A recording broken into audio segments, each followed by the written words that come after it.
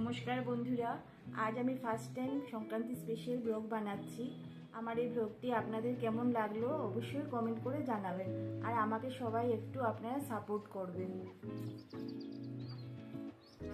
Hello guys, আমার চান টান হয়ে গেছে, এবারে ঠাকুর পুজোটা আগে করে নিচ্ছি।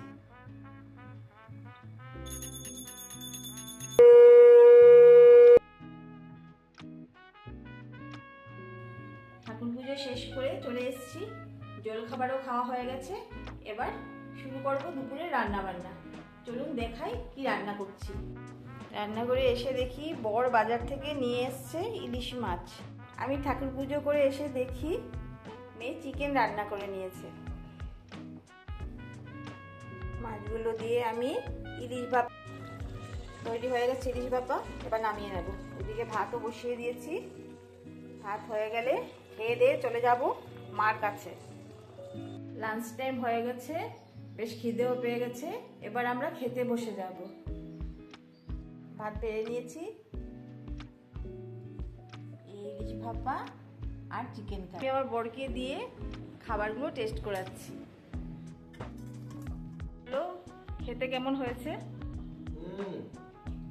একদম অপূর্ব, খুব টেস্ট হয়েছে আজকে তোমার রান্না। রান্না করার পর কমপ্লিমেন্ট দিলে খুব ভালো লাগে। এবার আমিও খেতে বসে যাচ্ছি। প্রতি বছরের মতো এবছর আমি চলে যাচ্ছি মার কাছে। প্রত্যেক বছরই আমি সংক্রান্তির দিন বিকেলবেলা মার কাছে চলে যাই। তো আমি এবার বেরিয়ে যাচ্ছি। টাটা। এই পিঠেগুলো বানিয়েছি, আলু পিঠে, আলুর পুলি আর আলুর জাম, আর বানিয়েছি পাটিসাপটা আর অল্প ক্ষীর। তো এগুলো মার জন্য নিয়ে এসেছি, আপনাদেরকে দেখানো হয়নি তাই দেখালাম।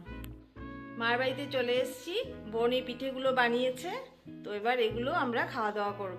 আমার এই ব্লগটি আপনাদের কেমন লাগলো সবাই একটু লাইক কমেন্ট করে জানাবেন, আর আপনাদের সংক্রান্তি কেমন কাটলো সেটাও কমেন্ট করে জানাবেন। ধন্যবাদ সবাইকে।